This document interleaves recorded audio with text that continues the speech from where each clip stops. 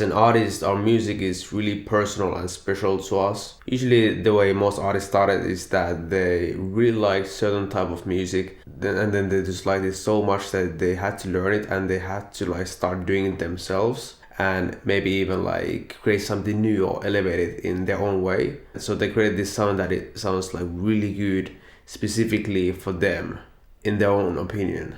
And once you put in so much effort into making music, into your craft, and you create these songs, and especially if you put in a lot of effort into it, it's like this really precious child to you, and you're really protective about it and really like serious about it, you know? So this makes you care a lot about your own music, way more than any other person's music, obviously. And obviously every artist is a bit biased to their own music because it is specifically tailored to their own taste.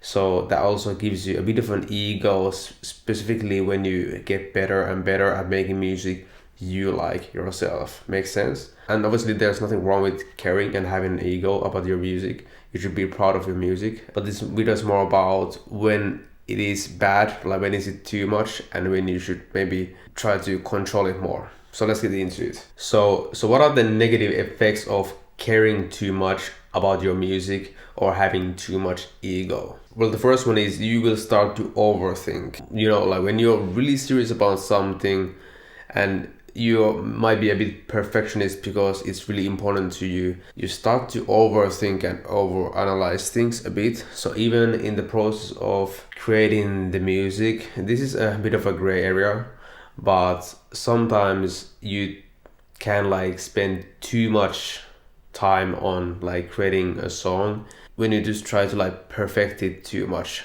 because you care too much.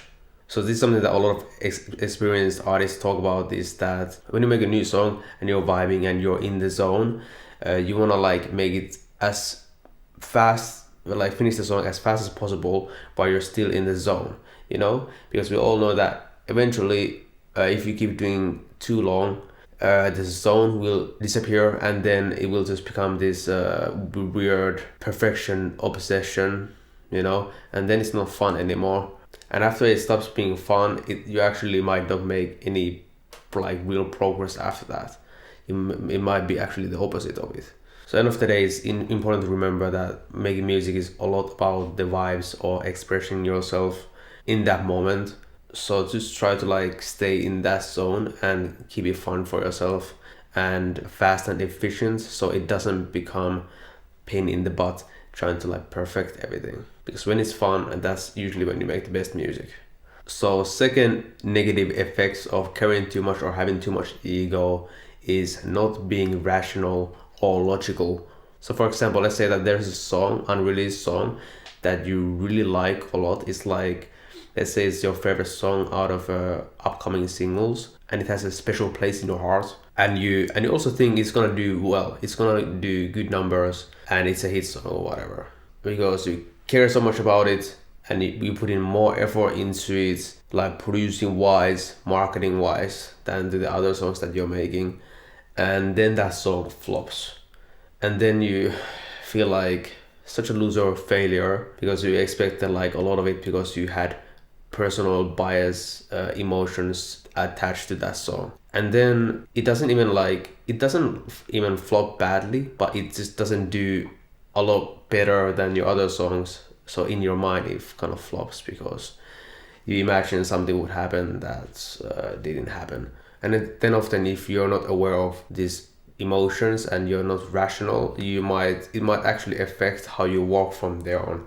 In the worst case scenario, you might actually quit because this is like one song didn't pop off, which logically and from a business point of view, it makes like no sense that you would expect like some random song out of hundreds, thousands of songs to pop off. So in worst case scenario, we combine both of these negative effects and you spend a lot of time overthinking and perfecting your song way too long, like way too much time on song, and you think it's like way better song than anything else you have ever made, and you have so much emotion attached to it, and then it doesn't do as well as your previous songs, and then you're just the emotional wreck. Okay, and that's not what we want to happen. So what we do want to do is we want to keep the personal passion and business in their own lanes. And by like personal passion, I mean like your passion to your songs. And then business is, you know, like numbers, metrics, and making money from it. And neither one of these doesn't dictate other one's success. You can have a song that is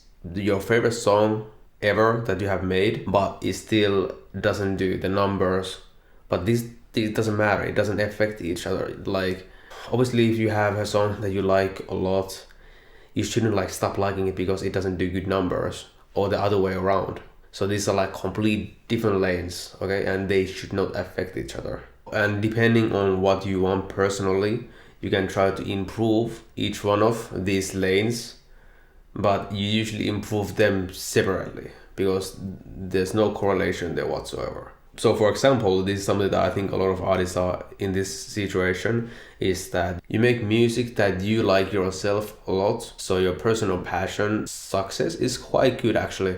You really like your music and you really think it's popping, okay? But then the numbers on the business side are maybe not doing so well. Maybe you want to have, you know, more fan base and make more money and that kind of stuff. Like maybe because you have success already in here on your personal passion, maybe you want to focus on improving the business side of things, okay? Another example is that maybe you have just focused on the business side of things and you're just focusing on numbers and streams and making money, and you have got the success, but you kind of lost the passion and it doesn't feel so fun to make music anymore, and it doesn't feel like you know, you kind of got lost in the sauce, lost in the industry. Obviously you don't want to like start making less money, but you want to keep it here. And then maybe you want to focus on improving your personal passion and still keep the business level here. So these are the things that you need to be aware of and just learn to separate them. Like your personal feelings about your music has nothing to do with the market and the business and how much people listen to it, okay? Obviously sometimes if you get really lucky, these two lanes kind of collide and go together. Like let's say you create something new and it's really cool to you, like some cool new sound. A good example would be maybe like Kanye. He created like a really new sound, a new wave, and actually the market, meaning the people, also like it a lot and they're also listening to it a lot. They're also in the same wave. So then these both lines kind of like rise together.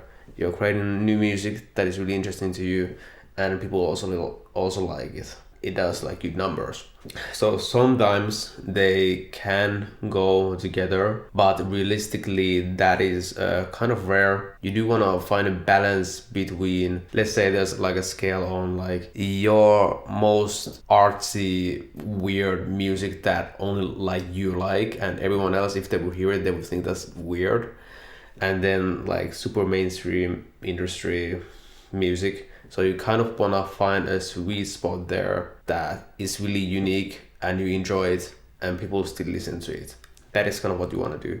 But just remember that business, numbers, streams, all that is separate from your own personal views and how you feel about your music. Or like your art in general, your music videos or your cover art or whatever, your fashion or that stuff. These are separate things. And just remembering that and thinking rationally is the way to go. Like let's say for example you have this song, like I said before in the example, that you think is gonna pop off and you're really excited about this song and you have a lot of attachment to the song and it doesn't do that well, and then realistically you just should think that, well, maybe I shouldn't do that. Maybe I should just like spend the same amount of time to all songs, because you never know which one is gonna pop off. Even if you have favorites, it's all just like kind of like a numbers game. It's all about like business testing on what sticks to the market, to the people who are listening to it, you know? So it's just business, no emotions on that sense, but it can still be your favorite song. Yeah, that's it guys. Remember to subscribe, check out my free Music Beat School community in the description, and check out this video next, and I will see you guys in the next video. Bye.